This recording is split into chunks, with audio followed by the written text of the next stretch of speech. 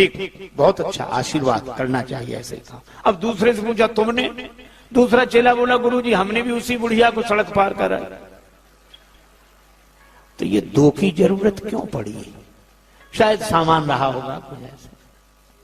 लेकिन आश्चर्य तो तब हुआ जब तीसरे चेले से पूछा तुमने, तीसरा चेला बोला गुरुजी हमने भी उसी बुढ़िया को सड़क पार कराई।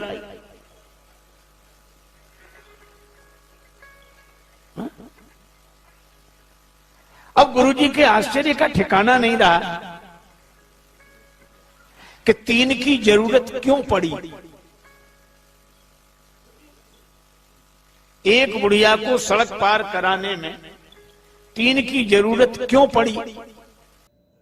जय श्री राम मित्रों, आज हम फिर लाए हैं आपके लिए एक छोटी सी हास्य कथा। इन कथाओं में मित्रों बहुत ही ज्ञान की बातें छुपी हुई रहती हैं। बस जरूरत है गौर से सुनने की और इस पर अमल करने की। ये बेशक ही हास्य प्रसंग हो, किंतु ये ज्ञानवर्धक है। आदमी को क्या करना चाहिए क्या नहीं, चलिए इस प्रसंग को सुनते हैं, उसके बाद बात करते हैं। एक बार एक महात्मा जी ने अपने तीन चेलों को उपदेश दिया कि बेटा कुछ परोपकार का काम किया करो। तीनों बोले जरूर करेंगे गुरुजी। लेकिन क्या होता परोपकार? बोले भूखे को भोजन, प्यासे को पानी, गरीब की सहायता, दीन दुखी की सहायता, यही सब परोपकार होता है। तीनों बोले करें। एक काम जरूर किया करो। हाँ गुरुजी जरूर।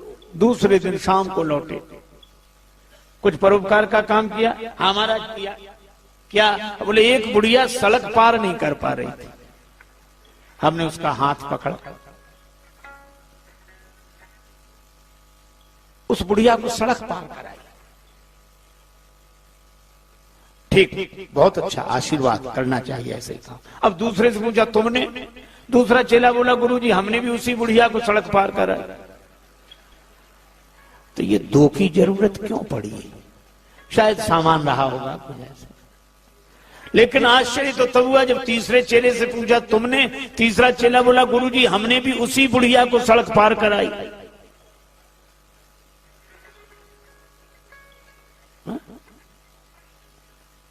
अब गुरुजी के आश्चर्य का ठिकाना नहीं रहा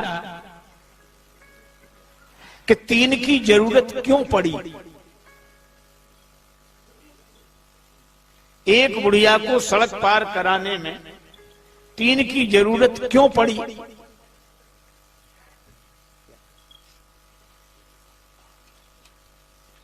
तीन की जरूरत क्यों पड़ी? तो तीनों बोले गुरुजी दरअसल बात यह थी कि बुढ़िया को सड़क पार करना ही नहीं था। तो तुमने सड़क पार क्यों कराई? बोले हमें परोपकार करना था। तो हमने बुढ़िया से कहा चल तुझे सड़क पार कराएं। वो बोली हमें नहीं जाना। बोले तुझे नहीं जाना पर हमें तो परोपकार करना है। तो उसने जिद की तो दोनों हाथ पकड़ लिए और खींच कर ले जाओ। तो वो गालियां देने लगी तो तीसरे ने हाथ पकड़ा, तीनों ने मिलकर परोपकार कर दिया। गुरुजी बोले मूर्खो, वो गाली देती रही तो भी तुम्हें समझ में नहीं आया? बोले गुरुजी आप ही तो कहते थे कि अच्छे काम में गाली भी मिले तो परवाह नहीं करना चाहिए, कर देना चाहिए। अब बोलो ये परोपकार है, ये परिहित है। बहुत बार तुम धर्म के नाम पर धर्म करते रहते, और धर्म के नाम पर हम जो धर्म करते हैं उसका धर्म से कोई संबंध नहीं। इसीलिए हम लोगों के एक शब्द है प्रणाम के लिए, दंडवत। दंड कहते हैं लकड़ी को, लकड़ी की तरह गिर जाना तब दंडवत है। अब आजकल तो ये शब्द रह गया है। एक सज्जन कह रहे थे दंडवत महाराज पर वो पड़े नहीं थे, खड़े थे। तो किसी ने कहा ये कैसा दंडवत? हम कहा दंडवत तो है, दंडवत है, खड़े हैं, पड़े नहीं। तो ऐसा दंडवत तो दंडवत है, दंड के समान है। इसलिए भाई ये झुकना आ जाए और लकड़ी की तरह झुकना आ जाए, बिल्कुल सीधा। हमारे झुकने में भी सरलता हो, सहजता हो। पर एक अद्भुत बात है, सती जी को संशय हुआ चलो संशय होना भी बुरा नहीं है, पर इस संशय को स्वीकार कर लेना यही सबसे बड़ी बात है।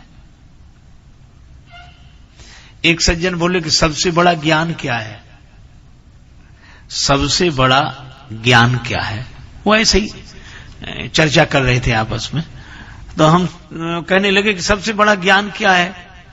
हमने कहा अपने अज्ञान का ज्ञान। सबसे बड़ा ज्ञान यहीं से शुरुआत होती, अपने अज्ञान का ज्ञान। और मुझे तो लगता है कि जिसे अपने में अज्ञान दिखता है, जिसे अपने में अज्ञान दिखता है, उसी को गुरुदेव में ज्ञान दिखता है, और जिन्हें गुरुदेव में ज्ञान दिखता है उन्हीं को जगत में भगवान दिखता है। अपने में अज्ञान, गुरुदेव में ज्ञान, तो जगत में भगवान। तो कहा कि अज्ञान, एक सज्जन ने और तर्क किया कि जब भीतर अज्ञान ही है तो देखेगा क्या? ज्ञान हो तब तो दिखे, अज्ञान में तो कुछ नहीं दिखता, और जो अज्ञान से भरा है वो कैसे दिखेगा? हमने कहा बात तो आपकी सही है कि अज्ञान में कुछ नहीं दिखता, इसे ऐसे भी सोचना चाहिए कि अंधेरे में कुछ नहीं दिखता पर अंधेरा तो दिखता है। यह सही है कि अंधेरे में कुछ नहीं दिखता, किंतु अंधेरा तो दिखता है। पर एक बात है, क्या? अंधेरा भी आंख वाले को दिखता है। अंधेरा आंख वाले को ही दिखता है, और जिसमें आंख ही नहीं है उसे अंधेरा भी नहीं दिखेगा, और जिसे अंधेरा नहीं दिखा उसे उजाला भी नहीं दिखेगा। तो जिसके पास अपने अज्ञान को देखने की आंख होती है, उसी को गुरुदेव के ज्ञान को देखने की आंख होती है, और उसी के पास भगवान को देखने की आंख होती है। तो भगवान तो सामने है, किंतु सती जी को संशय तो हुआ, पर उस संशय को स्वीकार नहीं करते। सो मित्रों, सुनिए आपने ये कथा, बहुत ही मनोरम, बहुत ही हास्यप्रद और बहुत ही उत्तम थी। हमें सोच समझकर जो भी कार्य करना है, सोच समझकर करना है, उस कार्य को विचार के करना है।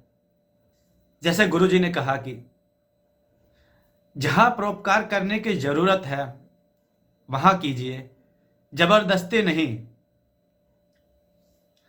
हम किसी के साथ जबरदस्ती करेंगे, अगर वो काम ही ना करना चाहे, हम उसके साथ वो काम करें,